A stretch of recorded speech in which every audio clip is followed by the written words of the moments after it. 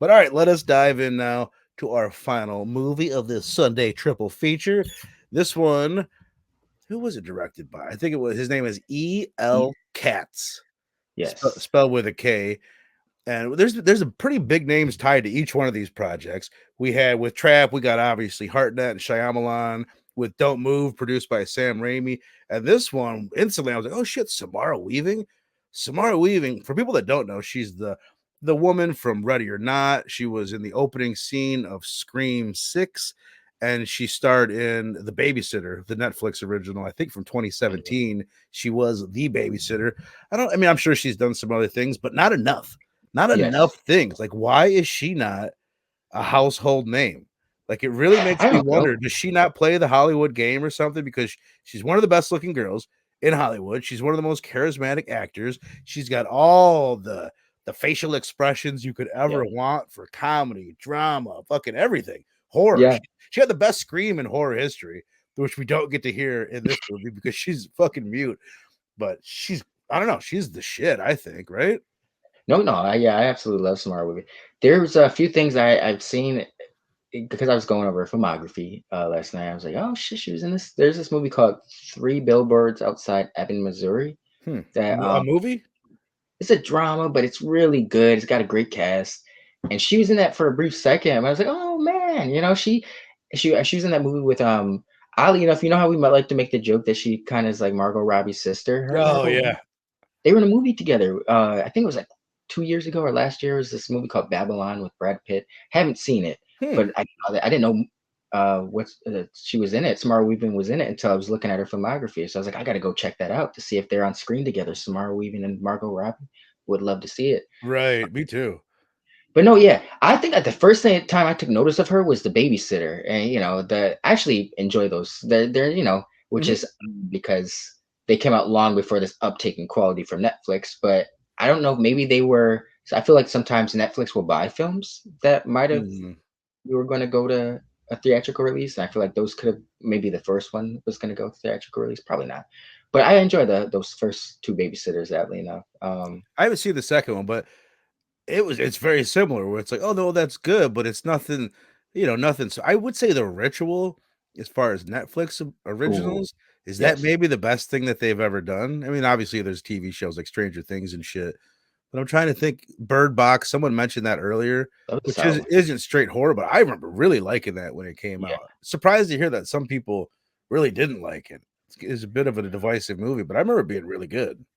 I think there was something. I remember it's because they were trying to compare it. That there's something similar that came out around that time. I Oh, don't was know. it A Quiet Place? Maybe. Yes, I think because yes, there was a sensory thing, and people were like, Quiet Place was a great movie, but no, obviously those are two. It's not an alien invasion movie. They're both sensory movies to an extent, Right. but Bird Box was different. No, Which Bird is Box. what this one is. This one has that. I immediately thought of A Quiet Place, like Yeah. where no one can speak in this. It's like, well, I'll set up the premise real quick. It opens up and it tells us that this is set in a world that takes place many years after the rapture, right? If for whatever reason you don't know, in biblical in the Bible, right? The rapture is at one point all of the good people on the earth that love God, all the God fearing people get sucked up, right? And in this version of it, everybody that wasn't taken up to heaven is left on earth. And then there's demons. Like, I guess in the Bible, it says demons will come to earth and influence the nations. That's like the quote from the Bible. And what this is in this world, it's like a post-apocalyptic world where the Mhm. demons are basically zombies, right? Would you say that this is a zombie movie in a lot of ways, Yeah. right? Yeah, I actually absolutely love the look of. I think that I looked out there. They call them. I don't. You never hear it in the movie, but someone referred to them as like the burned ones or The the burned charred ones. ones. Okay, and Badass. love the look of these guys. Like they reminded me of like zombies mixed with like the Descent creatures. Like demons. Like Demon, they yes, to me, I was getting the idea that these were people that spent time in hell and are now yeah, demons. Their roaming the bodies earth. all burned up, but they'll chew you up and rip you apart like a zombie movie, which Mhm. was I thought that aspect of it, like the zombies were badass, like super No, super yeah. badass. Oh, you know what? They were almost like the. I would say this. Let me be cautious. I was gonna say, but they were brutal. I was gonna say they're like the most brutal zombies I've ever seen because, whereas like 28 days later, no, I love that. No, I love the infected. Those people are just savagely beating people. It's like they're not really eating people. Yeah, they take bites out of people, but it's more to inflict pain. Where and that eating people, you never, Mm. um, these people were like savagely attacking them while ripping off limbs and biting and smashing them against trees and rubbing their face against the bark. Like Yeah. it was brutal. Fucking one holding their head while the other one's chewing the neck apart, ripping the fucking head off. Yeah, I mean, that was easily. Rogue's in here saying it as well. The first shot of the burn one was great. Sal saying, but the burn ones were much more scary than Yes. Walking Dead. I think that's the highlight of the movie. So Samara Weaving is very, very good. Mhm. But let's just jump into this. As soon as I realized, because I didn't know going into it, as soon as I realized, like, oh, she's not going to talk. No one's going to talk this whole movie. It's the type of thing that instantly I'm like, oh fuck. I mean, that sucks. I want her to talk. Yeah. She's very charming. She still pulls it off. She still Yeah. gave a good performance, and you get the charm from her and everything you kind of want. But a lot of times, like you'll hear that and you're like, oh shit. And then by the end of the movie, they win you over. You're like, oh, I see why they did it. They made it worth it. And it's like, okay, you didn't need to talk in this movie. By the end of this, where I was just like, no, that made this movie worse. And I don't really see why they did it. Like at It times I could was like frustrated by it. Like, God damn it, say something. Like, no, yeah, they could have been it could have been anybody kind of doing this. Samara even gave a great performance though, don't get me wrong, yeah, especially it reminded me of the one we covered last year is No One Will Save You with yep, the alien invasion one. yep. I feel like old girl in that probably did I don't know, maybe that I don't know, there's something about I don't know. There's something Wait, about that movie that I kind of liked here's with the no dialogue. yeah, here's my thought on this might be outside the no dialogue thing. I can see kind of in my head the movie that Samara Weaving signed up to make. Right. I think she did everything that she needed to do. I don't think there was enough in the script and in the direction to Yes. like sustain a connection with her. There's Mhm. moments like the movie starts out and it's just her and her boyfriend, and there's all this lore. There's all this lore being built up. It's like, okay, this is after the rapture. They've got these cross-shaped scars on their throats. So they've done this to themselves, or Mhm. somebody's done it to them, where they've taken out their voice boxes, and we get this little bit of writing that says something the about the sins of speech. There's something to this is to pay for their sins of speech in the past. So it almost you think she's volunteered to do this. But Yeah. her boyfriend dies. There's like these other people out there that we don't know. Did they used to belong to this group, some religious group, and they escaped from them? Like, I don't know. There's Yeah. a shitload of lore that I'm like, this is awesome. The boyfriend gets killed and she's out for revenge and running for her life, but it just didn't sustain that like revenge aspect, or they didn't like build on the lore like throughout it where you're really picking up like were you able to really tell like what the fuck was going on? So what I gathered from it was like this, and this was something that I wasn't answered. So initially, I thought like this was a whole world where no one was speaking anymore. Yeah, In penance of like this is what just everyone did, and but it was a scene where she gets picked up by that dude in the truck, where I was like, oh, so this she's just part of some religious sect of people in the world where they're like, right. we're so I was that to me implied that she was part of a cult, It doesn't and even seem like he's not even super aware of her in this cult. Like it yeah. almost him like why he's like why the fuck don't you He was talk? confused. Yeah, That's what, yeah. So to me, that implied like there's still other people out here who are doing the normal. There's some people who've kind of. It reminded me of if you should if you've never seen it, check out the series called The Leftovers. It's not a horror, but it's mhm, like sci-fi.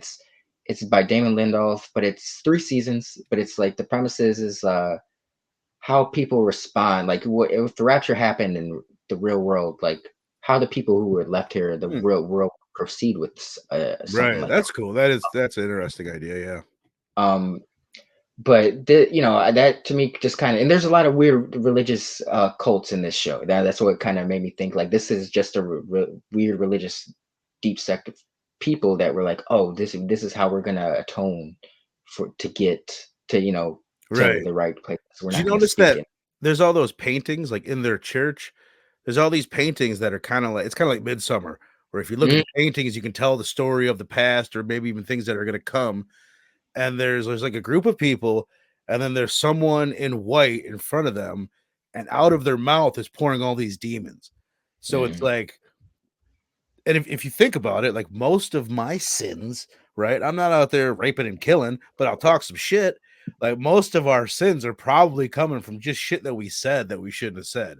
So yeah, you know what I mean? yeah, And maybe whatever they said led to the rapture or something that whatever the event that took place is. But it's also something a lot of people said about A Quiet Place. People were like, "Oh, this is some kind of conservative messaging," like saying it was. People were at the time saying A Quiet Place was some statement about the left trying to silence conservative voices, and Krasinski said that wasn't the case. But I almost wonder if maybe that there is something to be said to that in this, where there's this like religious like sect that is trying to silence people from being able to speak speak that. and things like I that. can see I don't know, but there's probably something. There's no way that the people that made this movie didn't realize the coincidences, the similarities that it had with A Quiet Place, and yeah, also didn't realize that the way that that movie was criticized or something. I don't know. yeah, no, yeah. I didn't really look at it like that, but I could definitely see elements of that in here. Um, I don't know, this movie. This is not. I wasn't engaged, but I gotta agree with you. Like, there's something of it's like once you get to a certain point in the film, it's like by the time she's kind of come back to get revenge, I'm kind of like I don't Yep. want to say I was checked out, Yeah. but I'm right I was there like, with you though. Wherever you check to is where I was at. And it's like that's the moment too.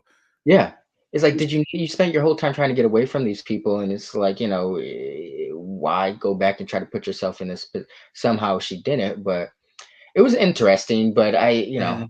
oh, it's just certain like I was really curious. I wanted them to explore more. I guess I don't know. Him introduce the director, filmmaker introducing the plot line of like, hey, there's regular people out here and not really Yeah.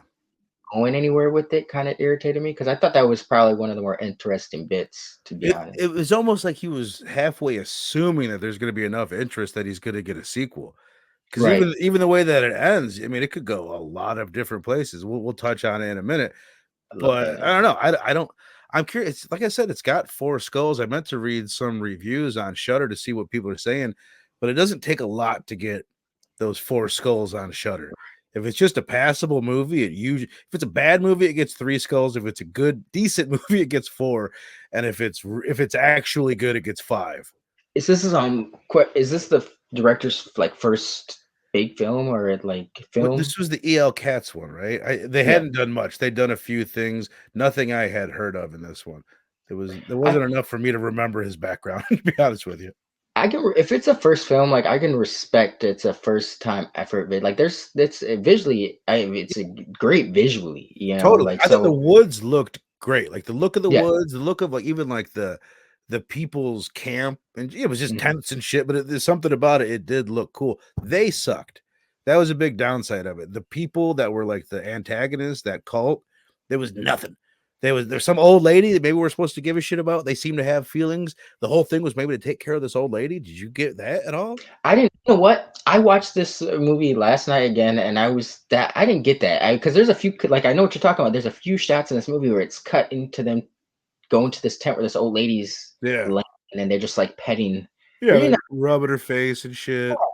and it makes we that's never like that never goes anywhere. I'm assuming she dies in the end when Samara Weaving destroys the camp and sets Right. everything alight. Uh, Yeah. what do you think about the boyfriend? Did you think he would? Did you, even though he wasn't in it much, did you Right. think he would had more of a presence than the rest of the people chasing her? I mean, I we don't get much from him. I thought Right. they looked good together, but my biggest issue with him in the movie was her reaction to him dying. She loses him. He gets kidnapped. They're separated. That's like the first chunk of the movie, and that's the best bit. Like Mhm. 45 minutes in, there's always something happening that's pretty cool. First 15 minutes, I wrote down my notes. Another great opening. I was like, Yeah. "Fuck Yeah. yeah, we got another banger coming. Let's Straight. go." But when he dies, she doesn't even like while it's going on, she's freaking out. Then she's getting chased by a zombie demon. She hangs it, and then she just kind of glances at the boyfriend and like walks away. Where was the big moment where your only person that you have in the world, the love of your life, is dead? There was no moment. That was super Yeah. weird. And that could have been the thing that sent us forward. That was something I wrote down in my notes, and I hate even saying stuff. It's like, well, I don't know how they would have done it, but here's like the vibe that I get is that we needed more time where we were like inside Samara Weaving's head and really feeling what she felt to carry us to where we give a shit about the end. Because if not, it's just like, what are we doing? We're a one-man army. Rambo's going in and is going to kill these. It's just like really unoriginal by the end of it, and you don't care too much. That you The should have pregnant used man was kind of interesting, though. Did you notice him? the pregnant man. I finally got to use the pregnant man emoji on my phone. No, the woman that is pregnant with these big Oh, bushy eyebrows, and I'm like, is that but yeah. it's not. I'm pretty sure it was a woman. But she sure as shit looked like a man to me, a pregnant man. I no, I think I agree with you. Like the boyfriend's death should have been like that. Should have been the catalyst where she's kind of like, all right, I'm fed up with this. I'm gonna get my revenge. But that's not the case. I Yeah. think she run away again and gets caught again, and that after that is when she's like, all right, I'm gonna now I'm gonna get my revenge. What did you But think of his performance, though? Like what you were asking me about? Did you feel it didn't fit? Or, what were you saying about it? the boyfriend, Yeah. uh, no, I asked because I kind of felt like they were like them together at the beginning was really cool, but Mm-hmm. I was gonna say both established actors. Samara Weaving is obviously more established actor, but the boyfriend, he's a British dude or actor, but I've seen a lot of more British things. But he's been in some things I've seen that were really cool. This show called The Misfits, which was like Hmm. it was like the X-Men in a sense, and not them fighting evil, but just teenagers with powers and hormones, and it actually has a lot of sex in it. Hmm. Um, but they're like this was like came out like 2009, Okay. so I was like 21. Then he's in the show called Utopia, which is actually really good. I think it either had one or two seasons, and they didn't continue it, and then they remade it in the states around like 2020. John Cusack was in it, Rainn Wilson from the Hmm. Dwight in the Office. Had a Yeah. good cast, and it was on Amazon, and it only ran for like one season before it got canceled. Which it was actually that one was actually good too. But Nathan Stewart Jarrett is his name. He the does dude, look familiar. Oh, he's in Candyman. He's in the Candyman remake, I okay, think. I did see that on this film. Okay, I gotta check. I still haven't seen that. I'm gonna He watch that today. Because he, he plays a sassy man in that one. really, Yeah, really, he's British okay. actor. Yeah, he's not British in that either. All these sneaky fucking Brits. You never know, man. You never know. But I was kind of shocked to see him. So that's why I was like, okay, that's cool. They got him in here. But beyond that, like, yeah, the whole camp interactions, never really cared about. There's just Mhm. certain like, I don't know. I don't know what was going on because it's like there's no dialogue. So it's like when these people interact with each other, what am I supposed to be getting from this? Like, because there's certain Yeah. moments where it's like the antagonists are looking at each other when they're at the camp, and it's like obviously it's supposed to convey an emotional attachment or something, and it's like Mhm. what You're it's not just getting shit. You no, remember yeah, when she cuts the one guy's head off? It was like this pretty cool scene where they paste it out. She runs up, she cuts the dude's head off, and in a movie that was better written, you would have known who that guy was. He would have been henchman that you recognized and you noticed, and it's like, oh, that guy almost got you a few times, and now you got him. But there was yes, there was none of that. They didn't build those people up at all, the least bit. What we got from Rogue just saying, if you can't whistle, you're shit out of luck. Yeah, yeah. They communicate by whistling in this one. So, okay, we one thing we can infer: this cult, the bad guys in the movie, they're kind of like the people in Rosemary's Baby. It seems like where their goal has been to bring about the birth of the devil. So yeah, there's all that's cool. There's all these cool things. It's like they didn't know how to just give us more so we could really tell, like just cling on to the story and know yeah, what's going on without needing a sequel. So she ends up killing no the mother of this pregnant man with the fucking bushy eyebrows. He gives birth to the devil at the end of the movie. Then she looks at it, instantly kills really cool again. yeah, kills herself. Dope. Yeah, the devil, this fucking freaky ass goat. Samara Weaving grabs this goat, and then it's the exact same ending of Midsummer and the Witch, where you have this female character, and there's this slight smile on her face, and now we don't know. We don't know what her intention is. Is she gonna kill this?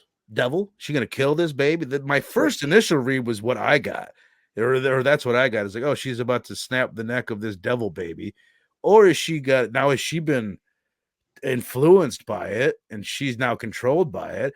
Is she going to use it to do things? You know what I mean? Is she going to use it in the way that this cult was going to use it? I kind of like that. It was pretty cool, but I don't know. There's not enough in the rest of the movie to make it really fucking hit. But what do you think of it at the end? I don't It know. was You got me kind of cute, thinking. Rogue says. Yeah, cute little. It was a little bit cute. Yeah. Sal says, I thought we were going to get Kill Bill a moment when she was buried alive. Oh yeah. Yo, when she bust, I thought they were gonna have her bust out the ground a little bit more. Some pizzazz, but it was cool. Yeah. The ending. I thought I don't know. I'm assuming by the smile, like she's gonna raise. But it made me ask, like, who's the true villain? Like, but Yeah. because okay, the mom or the lady who birthed the Antichrist slit her throat, like clearly because she was in shock, like. So I felt like that was a religious cult that was trying to be, obviously they're more godlike, I guess. Right. Like maybe they weren't trying to bring back the devil. That Yeah. wasn't their goal, but that's what happened. And once she realized what she'd done, she killed herself. Yeah. I didn't Yes. think of it like that, but that's probably right. And maybe like Samara, like in this religious cult, Samara Weaving was a sinner or like a true sinner. That's why it's like she was going to be sacrificed. It's like we sacrifice our sinners because you're Hmm. not living, by God's word or whatever. But now that the roles have been reversed, now that she's got the power, I don't know. I could have, that smile, bro. If she hadn't given the smile, I wouldn't think there could be some ulterior motive where she's like, you know what? Nah, I Right. see what I can do with this. I've got the power. Um, yeah, I don't know, because it's like she's got a whole army of the burned ones Right. at And her. this You know, that's what Rogue is saying. Yeah, better to have some control over the zombies than just running forever, I guess. Right, but you're using the devil. I mean, really, it's one of the best bits of it is yeah, that and like I think the third act sucks, but that ending is good. the There ending. is the makings of a fucking banger movie Yeah, here. I'll say one thing just that I was thinking. Don't you feel like for me, The Walking Dead has ruined post-apocalyptic, in the woods, rugged, kind of grounded zombie movies or just anything like that. Before The Walking Dead, I loved post-apocalyptic. I was always down. Sign me up for anything post-apocalyptic or anything, just like Lost, anything where you and Lost is equally as responsible for the boom of all this, where you take out society and all of a sudden everybody gets tribal and shit, which hmm is I don't know, but yeah, you can't watch this without thinking of The Walking Dead and having some kind of most people are going to have some kind of negativity in their head because of that. no, that's true. Yeah, and it's crazy and it's like Walking Dead. The show has ended, but it's like it still hasn't ended because all these spin-offs. Like that's a Mhm. friend. They really have overset. I was the same way. That used to be my shit, bro. Put something in a post-apocalyptic, or it's like it's people not in the everyday society, and they Yeah, start getting savage and tribal, like you said. Like that was my shit, but now it's like become like it's a yeah. thing. I don't know. They It really commercial. does suck. It really you can't just blame that one property. Like Yeah, Walking Dead just not that they overdid it. They did what they were supposed to do, but there's no change of setting. It's you're right. every You're right. season you're in the woods, you're doing the same shit. Everybody's dressed like they're dressed in this movie more or less. Yeah. It's the same shit. But the ending.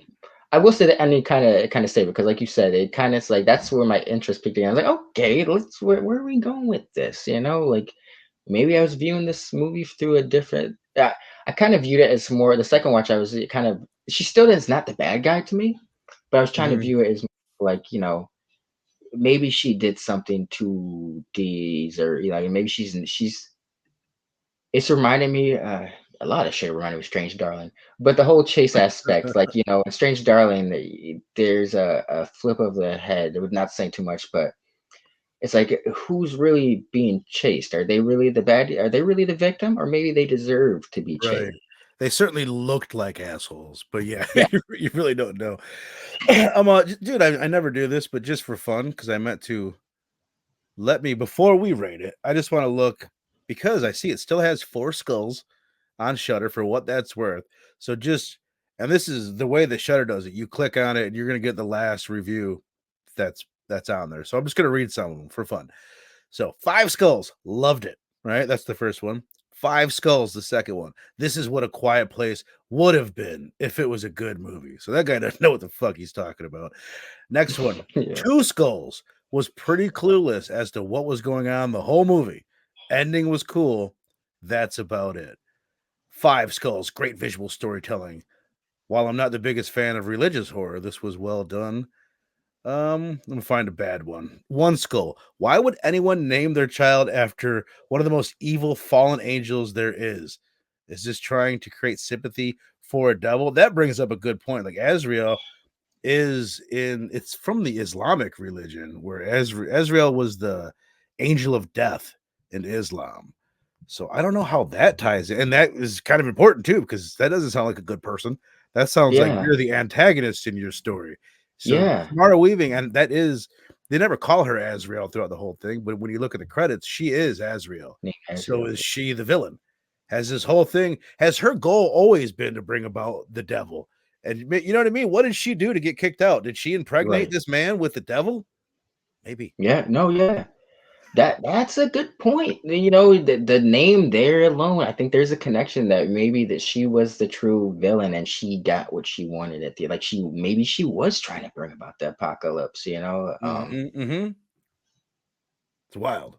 Ah, it's an interesting movie. Yeah, It I is. will say, like for no dialogue, there's a lot. Like you said, they do a lot to set up the lore. I wish they could have explored it a little bit more, Yeah. They but had they, dude, they had a lot of potential. It does feel like yeah, someone's, you know, early movie. Like if this is, yes. someone a little bit more seasoned could have pulled off everything this guy's trying to do. Dang, this is a divide. I will say, I feel like the people gave it the low scores. They're maybe not getting. It's kind of feel like some of that shit is going over their head. Like Right. if you don't know about the rapture or anything like that, then this kind of Right. might It is kind resonate. of weird how I assume those were all Bible verses, but like every 15 minutes, They cut to a chip. we get Yep. another one that's to kind of foreshadowing what's coming up or kind of highlights what just happened. Dun dun dun. Rogue saying felt like both these last two films could have been better short films. That's interesting because I thought the Absolutely. same thing. They would have been perfect short films. Don't move. I could totally see that being like, short film material. Rogue also saying, Man, yeah. Take I out. like and don't like that it doesn't explain everything exactly. No, But true. Yeah, that there's like something to be that's said for that. But you should be able to piece more of it together. And maybe you could, maybe on a fifth watch. But you and I both watched this thing twice. And right. I'm sitting there looking at those paintings and I'm trying to put shit together. There's just not enough for me. But anyway, let's go ahead and just your final thoughts, whatever the fuck you were just about to say, and let's rate Oh this bad boy. no, I was gonna say there is some fun in that Rogue. I agree.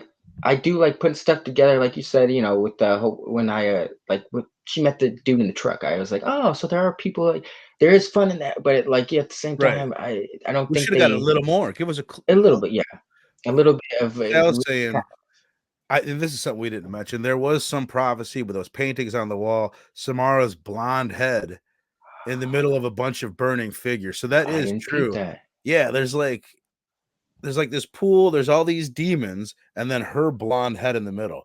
So she is part of their prophecy. Like that's why she was being Ah, sacrificed or singled out or something.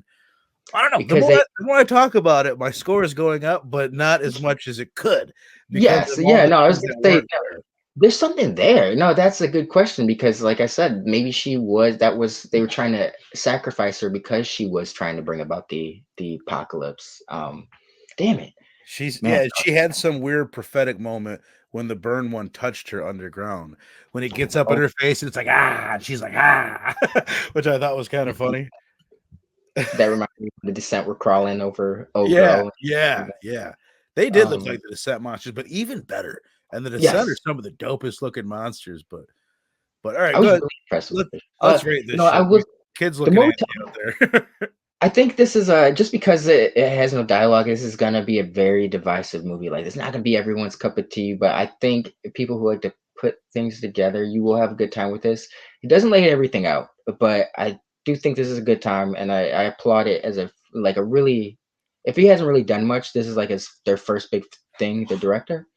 Um, Mhm. visually beautiful, like, some great shots. Like you said, the wood, how everything feels like it's, gotta applaud that. Totally. Great performance with no dialogue. I gotta keep in account. There's no dialogue, and that's hard. This could easily be so much, you know, it could be so much shit. It could be shit, complete shit. This Totally. film is entertaining. I will give this a solid, man, 3.75 with room to grow. I want to give it a 4, Ooh. but because no, no, fuck it. I will give it a 4 with room to I grow. love it, man. No, there's a lot here. Um, I was, I was entertained by as many questions as I had. I was still entertained, but towards the end, I was kind of. It's weird because it's like towards the end, I was kind of checked out. But then by the time we get to the very end, like when she's attacking the Yeah, camp, I'm like, okay, shit. But then the goat reveal, I'm like, right. okay, And it's a there's really short time that I think you and I, we both checked out at the same moment. yeah, And it is yeah, short-lived. It's just like, okay, whatever. We gotta get through this generic ass action scene yes, to get to the end is pretty much what it is. But, the bits leading up to that, like, I noticed it on my second watch more, like, I'm like, "Oh, yeah, no, it's not that slow for a movie that they're not talking." There's always something coming around the corner. There's just they missed the mark here and there. Just highlight a better, it's a good action scene because there were some good moments. Like towards the end, it was just generic, but I like the one where the truck driver gets shot, and then she Yeah. has fights out the dude. She has that Oh, whole struggle. that was kind of wasn't that no, it was cool. It was one of the more badass moments of the movie. Did that not feel like it was part of a different movie? It did. It Like, did. It what? Like, did. where does that scene come from where there's, like, some music playing, which is I guess that's part of it. That guy is from a different, like, world. The guy driving the Mhm. truck, he's showing her music for the first time, and out of nowhere, for, like, 5 minutes, the movie becomes Encino Man 3, starring Samara Weaving, right? Where all of a sudden she's like, "Ooh, ooh," she's fucking Jane, monkey don't talk well. Dominic. It's like, yeah, it's like, what? It's so fucking weird. But when that music kicks in and it cranks up and it's like the direction gets strange. They keep on doing these weird edits and it's cool, but it's like that It is not was the same movie we've been watching for 40 it minutes. seemed like it became a stylish action movie at that point where Yeah. it was like a horror survivor thriller. There's suspenseful moments, but that scene in particular seemed like it was like almost like some John Wick, not Yeah, John Wick, yeah. but Well, something like that. I was yes, gonna say Bullet Train, or yeah, like no, yes, Bullet Train, they yep, were doing this weird thing where like they would kind of, Samara Weaving's laying on the ground and they kind of zoom in on her jacket and then they cut and they move her over and they zoom out. And it was, I don't know, I noticed it was just the like this camera, strange, cool cut editing thing that they were doing where it's like subtle. There was no yeah, real reason to do it other than like, oh, that creates a cool effect. But that combined with the music out of the music, nowhere, it was like so weird. But it was one of the more entertaining parts of the movie. So it's yeah, like, I don't know, what are you gonna do? But real quick, because we've brought him up a few times, he directed E.L. Katz is the dude's name with a K and a Z at the end. He directed his first film, Cheap Thrills, from 2013. It's got a pretty decent rating. He did a segment in the ABCs of Death Part 2, which is a horror anthology. He did Small Crimes in 2017, 7 years ago. So it's been 7 years this since is his last film. So this is his okay, third feature length film plus a short. okay. So an a guy, it's fucked up when I looked at it. It's like, oh my god, this guy's our age. He was born in 1981, but he looks like he's 50 years old. Stop it, EL Cats, stop it. But all right, you gave it a 3.75. I'm gonna give it a 3 still, man, because I think it's still there's a shitload there, but it just wasn't enough. That's part of the problem. I almost want to bump it up because of the potential, but I almost want to Right. bump it down because of the potential. Like this could have been like a great, great movie. Maybe I don't know. You giving it a 4 makes me want to fucking bump mine up. You Maybe know, 2.75 is fair. I was that I know I'm backtracking, but I don't know. It's hard for me to really because it's like I respect the effort, but I think that okay. So the effort is a 4, but the right, overall product I would say is a 3.75. right. I'll go 3, but you know what? You bump down a quarter, I'll bump up a quarter. I'll go 3.25 because there was and it was mercifully short, and I always Yeah, fucking love that. yeah. Uh Rogue saying, just rating the ones we did today. Azrael, this was his favorite, then Don't Move, then Trap. I would say Don't Move, just a little bit above Azrael, and then Trap for me. But I really did enjoy all three of them. I think most like horror fans like us that are watching a lot of shit are gonna get something Can out have. of all three of these. Oh yeah. What's your ranking then? I think we know. You know, damn it, because it's like I gave Don't Move. I like them for different reasons. Damn it, shit. Yeah. I think the overall, I respect what they're going for in don't or not don't move. I in Azure, I respect what they're going for. I think the overall more cohesive product is probably Don't Right. Move. The harder one to pull off was Azrael for sure. Yeah, and it's it's a little bit safer. The other two films, Azrael's a little bit more experimental. Mm-hmm. Um, so I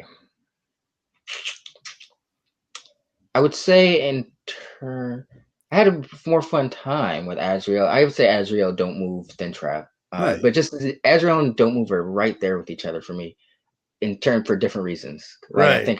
I think the overall better product is Don't Move. Like I think more people would enjoy that. But Right. Personally, I respect that they're trying to do. Azrael gets the difficulty points. I mean, Yes, like we yes, said, dude's third film. You're making a movie without dialogue. Like, yeah. good luck. It's gonna be fucking tricky. I like this that Sal says too. He thought it was interesting that these people didn't actually experience the rapture. It's like 200. We're just guessing how long after, but it says very long after the rapture. So you've got time Wow, for a whole like cultural norms to be the shift and renewed. Yeah, to yeah, shift to be renewed. Rogue saying Azrael and Don't Move are pretty even for me. Azrael might get the slight edge just because I it's feel that. fun for me to try and piece it all together. I do too. It reminds me of a movie that really is doing a super similar thing now that I think about it, is It Comes at Night. It Comes at Night Ooh, is doing a lot of the same things. We're in this post-apocalyptic world. We don't know exactly how we got here. We don't know how long it's been. Like a lot of these things right. are similar, but it's a little bit more concrete in that one. I mean, that one, that's a great movie. But hell yeah, man. A 3.25 from me, a 3.75 from The Missing Link. And we appreciate the shit out of you guys in the chat.